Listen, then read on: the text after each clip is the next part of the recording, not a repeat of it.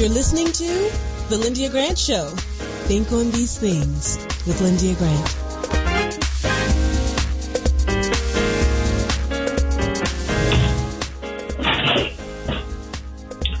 Well, good evening, Radio 1 listeners. It's good to be here with you this afternoon. It's a beautiful day in Washington, D.C. area. Welcome to the Lyndia Grant Show here on Spirit 1340 WYCB, the oldest gospel station in America, founded more than 40 years ago. Today is Friday, June 24th, and this is my last anniversary show. I chose the whole month of June to celebrate my 12th anniversary, and I'm excited about my guest today. I have Dr. Julianne Melville, who's always on every week. She's going to do politics and the economy. It's a whole lot going on. It's been on the news all day. And I also have my pastor as my second guest, the Reverend Dr. James Coleman, pastor of the All Nations Baptist Church. I want to say hello to Pastor first. How are you today, Pastor Coleman? I'm very well, and good evening to you, Sister Lyndia Grant. Thank you so much, Pastor. Dr. Julianne, how are you today? I'm great, thank you. I'm in Austin, Texas. Been on the road. You can't keep up with you. No wonder we couldn't. You said, yes. I'm here for the African American Book Fair here in Austin, Texas. I just left Chicago where I was with Reverend Jackson and the Rainbow Push Convention. And before that, I ran through D.C. for a few minutes to hang with Reverend Barber as well as to do something at Shiloh Baptist Church on reparations. So I've been on the road for a little while. Yes, that's good. I know you feel good doing that again. I do. I enjoy running around. COVID took some of the life out of me. I know you do. Dr. Julianne, go ahead and talk to us. We already know the Supreme Court thing knocked Donald Trump off the front page, and I don't like that. I wonder if he made them do it. Go ahead and talk to us, Dr. Julianne. Let's talk about a couple of things with the Supreme Court. Of course, we want to talk about them overturning Roe versus Wade. We knew they were going to do it. They've been talking about it ever since the brief leaked back a few months ago. We knew they were going to do it. But what is so troubling about the overturning of Roe is the language that was used, particularly by Justice or Injustice Clarence Thomas. In his concurring decision, he wrote that the right to abortion is not a form of liberty as protected by the Due Process Law of the 14th Amendment. But he went on to say that there are other cases that should be reconsidered on the same grounds. Griswold versus Connecticut declared that married couples had a right to contraception, birth control. He's saying that they should look at that and perhaps overturn that. Lawrence versus Texas in 2003 invalidated laws against sodomy and made same-sex sexual activity legal across the country. He's suggesting they look at that. And then Oberfil versus Hodges, the 2015 case, established the right of gay couples to marry, and he said his writing was that they should reconsider all three of those decisions, and the court has a duty to correct the error established in these precedents. He said after overruling these demonstrably erroneous decisions, the question would remain whether other constitutional provisions should also be overturned. So, we, especially women, but people who believe in bodily autonomy are all concerned about Roe. But if you're concerned about bodily autonomy, you ought to be concerned about these other things too. And imagine a world without contraception. Now, what they would actually do is kick these cases back to the states. So states would have the right to decide whether or not you could get birth control pills, whether or not gay people could marry, whether or not gay people could even have sex. That to me makes no sense at all. But, let me go back to to the rainbow, because what Reverend Jackson closed us out with was the set of things we were most concerned about as rainbow, and they were voting, choice, and guns. And this is, of course, said right after the decision overturning the New York law that said you have to show why you needed a gun outside your house. And they said that was too restrictive. Well, why do you need a gun outside your house? I mean, why does anybody need a gun to walk down the street? That's a little racist who went to Wisconsin, just shot up some people. Or the one who came to Buffalo. You do not need a gun. You do not need a gun outside your house, and you certainly don't need a super automatic weapon. But anyway, I'm on this gun thing from this perspective. So don't outlaw the gun, outlaw the bullet. I mean, you can have all the guns you want if you don't have any bullets. So maybe we should outlaw the bullets and or tax bullets so heavily that people cannot get them. There was a guy at Rainbow who talked about putting numbers on bullets to trace them, to trace the bullet. So if someone was killed, you could trace the bullet and find out who sold that bullet or where the bullet came from, and that was the basis of lawsuits. We cannot go backwards, and that's what we're doing with guns, and that's what we're doing with choice. And so the three things that Reverend Jackson identified early on in his conference are the things that we have to be very concerned about. Of course, voting. Well, voting to me is first because we have no rights without voting rights. This Roe decision says to me that a lot of us were asleep at the wheel in 2016 when people said they couldn't vote for Hillary, so they voted for Trump, or they didn't vote at all. And he stacked this court, and who knows what's going to happen next.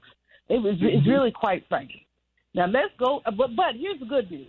Several corporations, Dick's Sporting Goods, J.P. Morgan Chase, Disney, Netflix, Sony, Comcast, many others, have said they will pay for their employees to get abortions if they have to cross state lines. So some of these companies will pay as much as $4,000 to their employees. Now, on one hand, that's good news. On the other hand, everybody does not need their employer to know whether they had an abortion or not. You don't necessarily want your boss in your Kool-Aid. So while these companies are doing the right thing, I think it may have some unintended consequences that people don't want to think about.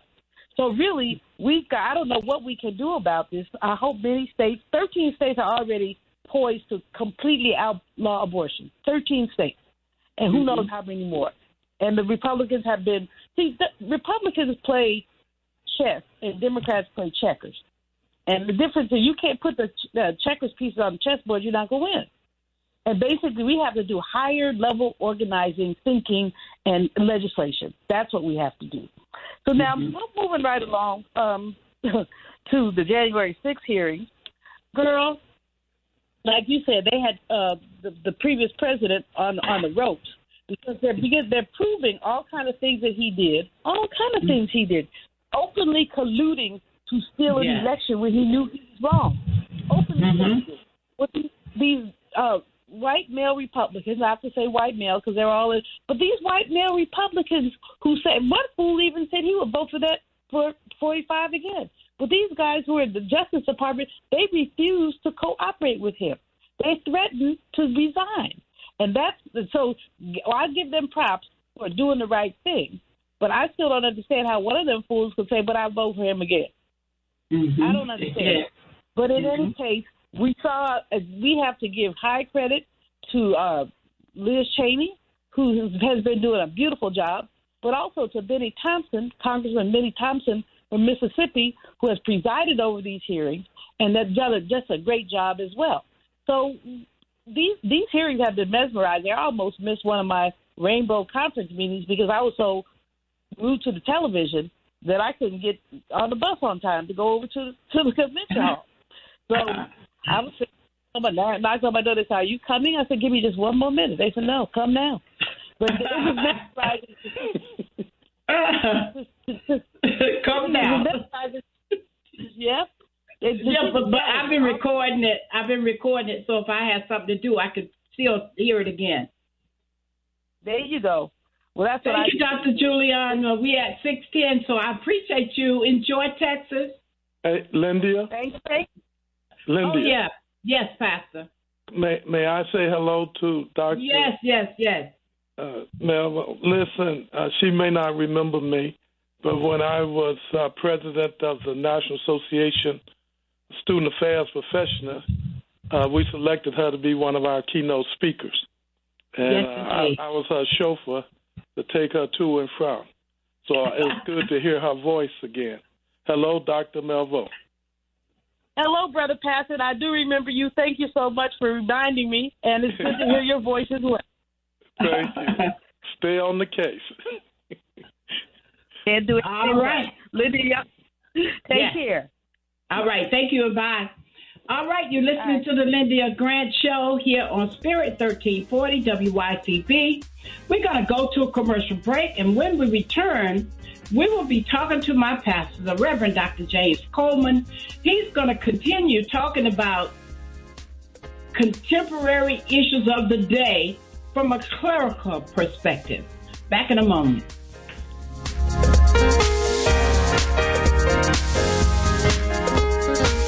If it wasn't for my care coach at AmeriHealth, I probably wouldn't be so healthy right now. As a man, we don't get checkups or see a doctor regularly anyways. It's probably just a man thing because none of my partners go either. We know we should, but we just don't, and hope it works out. So what changed for you? AmeriHealth assigned me a care coach, somebody that gives one-on-one help, answer questions, explain things, and help set my appointments.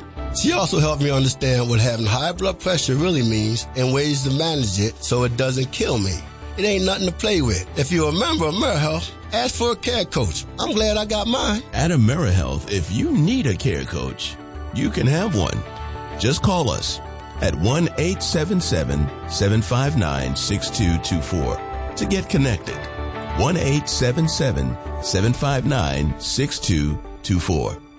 This program is funded in part by the government of the District of Columbia Department of Healthcare Finance. Mayor Muriel Bowser. This is Frank Smith with the African American Civil War Museum in Washington, D.C., located at 1925 Vermont Avenue Northwest on the Green Line. Did you know that a recent study found that children who visit museums do better in school and in life than children who do not? So parents, teachers, and preachers, let's get moving.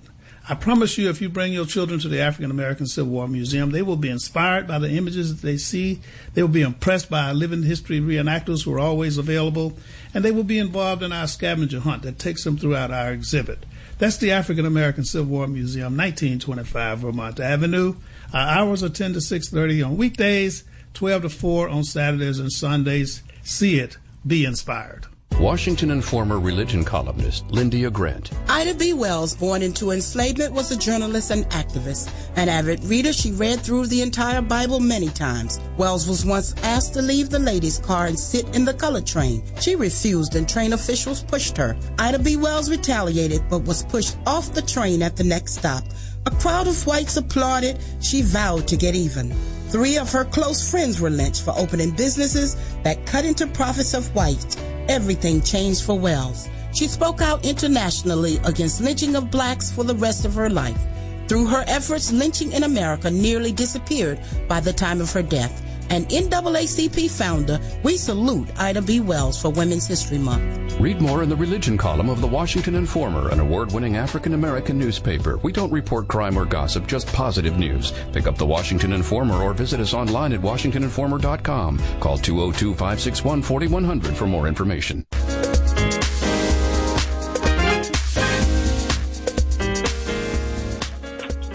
And we are back. You're listening to the Lyndia Grant Show. We're celebrating 12 years of being on Spirit 1340 WYCB, and we're so pleased that my pastor is helping to close the month out for me.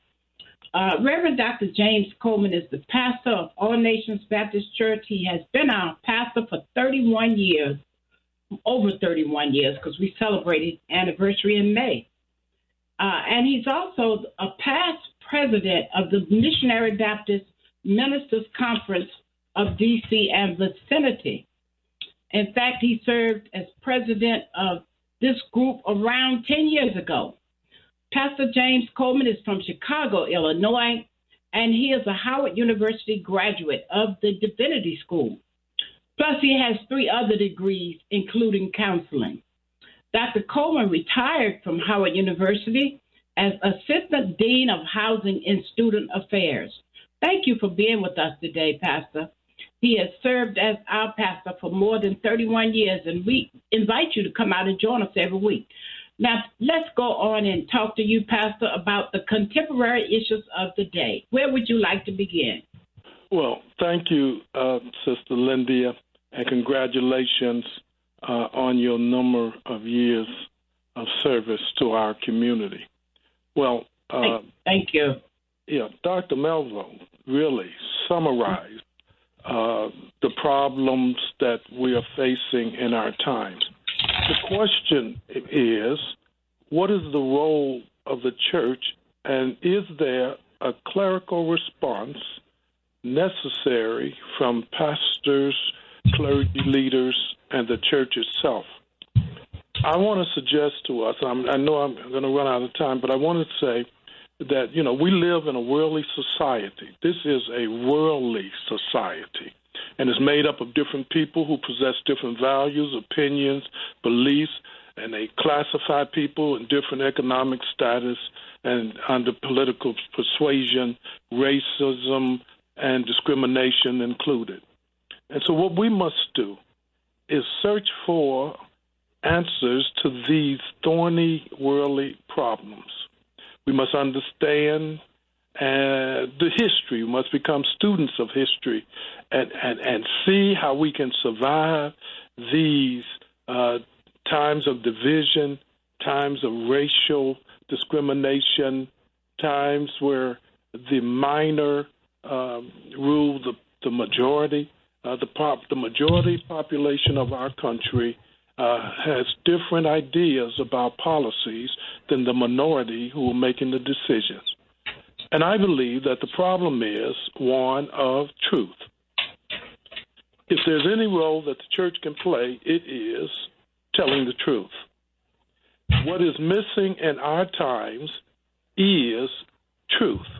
Mm-hmm. We've been overshadowed and overcome, and indeed, by the technological advancements, overpowered by truth. Back in the day, people more so believed that God was truth. The Word of God was true. God was the ultimate last word. People feared God, so much so that when thunder and lightning occurred, people run to a quiet place and believe that God was acting, God was speaking. There was the time when America viewed that Christianity was the key point of our national belief system, and they would allow no one to work on Sundays. But since that time, our modern times today have turned the world upside down, topsy-turvy, and we live in a culture now that is so confused in these times that we can't even understand or appreciate how to work together to do good for people. And so the question must be asked, what is the cause in the shift of loyalties from God to secularism? Our world has become so secular, so saturated with meism and money and power and influence that we've left God out the picture. And it is up to the church that we must once again legitimize this gospel message. It's already legitimate, but we are the source of legitimizing it through the words we say, the messages we preach. So lest I run out of time, I want to say that the clerical response to our society issues of the day has to deal with how is it that we can get truth out in a deceptive lying world.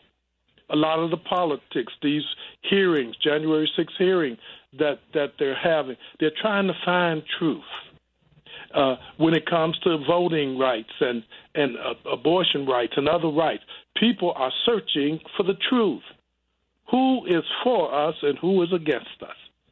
And John 8:32 says, by principle and proclamation, you shall know the truth, and the truth shall set you free. Now, there's the problem right there, and there's the answer. Mm-hmm. We can only be free when we know the truth. And the principle of this John 8:32 principle, you shall know the truth shall make you free, is in the fact that we must once again order our lives according to the gospel truth. When we believe that God is the Logos word and he speaks truth, and once he speaks it, he doesn't take it back. We have moved from his word truth. So how is it that you and I and people in our culture and in our time can combat the raging lies and deceptions of the devil that he is spreading and sprouting in every level, every degree, every dimension of our lives, so much so that we're becoming fearful. We don't know who to trust. When women are looking for husbands, they don't know who to trust. When adults are left with children, you don't know who to trust in classrooms, who's carrying guns. You don't know who to trust. Our society is in a distrustful state because the lies of people, of men who have deceptive objectives are having a heavy downpour, a rain-like downpour over truth. And the truth is being quieted and hushed up. And I believe the clerical response is that in a world that's filled with untruths, that the remedy is true in our postmodern technological society. So the question we must ask ourselves is, why do people credit falsehoods? Why do people deny the truth? A large part of the answer to this question is that most of the time we tend to believe other people on face value. When they tell us something, we assume that what they tell us is going to be true. A lot of people get in trouble signing contracts because they never read the small print and the dotted line. We want to believe and trust people, but we live in a time where people are shifty. Advertisers and commercials do not tell the truth. Truth matters. Amen. And there's several reasons why. How much I got? About 2 more minutes or so? How much time? I'm okay? About a minute and a half, Pastor. All right, let me see if I can. Oh, boy. Let me see if I can squeeze this in. I want to say to you, truth matters. The clerical response is that we must tell the truth that sets men and women free. There are several reasons why truth really matters, but perhaps the top 2 reasons, and I want to really stress this. Number 1, truth has consequences and can be a matter of life and death. If we believe that something is true and it really is false, there can be a significant consequence in how we are to be rewarded or not. And this is why the prophet Hosea said, my people are destroyed for a lack of knowledge. The second reason, real quick, that truth matters is because truth is to serve as our compass for life. Truth helps us avoid certain consequences and help us to bring multiple benefits to our life. When a politician lies, hold him to the truth. When a politician makes a promise and he doesn't, get him out of office. When the newscaster put out some truth, turn the channel. Stop buying their advertisement. And when it comes to the church, if that pastor does not teach you and preach you the truth, then you hold that pastor accountable. If they can't go to Scripture and preach what the Scripture says, then they don't need to be in that position. Now, this is not a tear down of pastors. I'm simply saying we live in a time where we cannot afford untruths. Amen. All right, I'm going to stop right there. God bless you. All right. Well, thank you, Pastor. I hope you got your message in. I certainly thought that was outstanding because this is food for thought. That's the reason why we call our show Think on These Things. You gave the people something to think about, and I appreciate you for that. Well, I want to invite them if they want to hear more about truth. Come on this Sunday at 11 o'clock, 10:30. We have Bible studies, and 11 o'clock we start our services. 11:30 we start our services.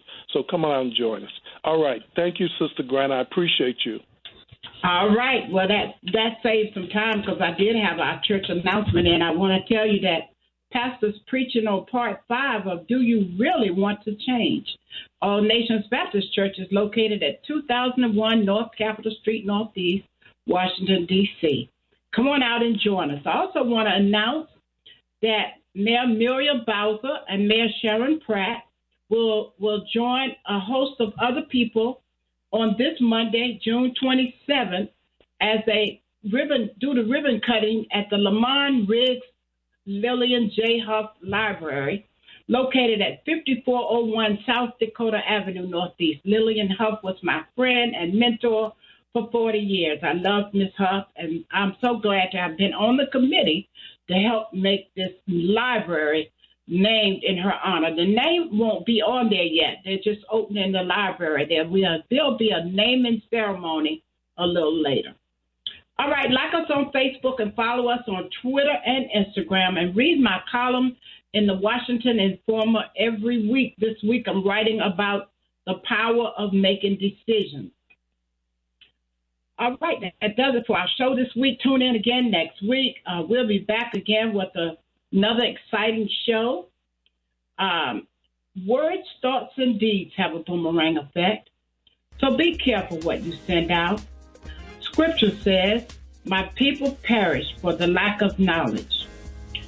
So think on these things. From the Lyndia Grant Show, I am your host. I hope you enjoyed the words given today by Dr. Julianne Malvo and my pastor, Reverend Dr. James Coleman. All right, until next week, good day.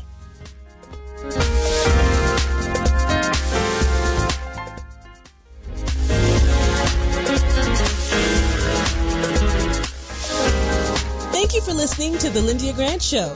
Think on these things with your host, Lyndia Grant.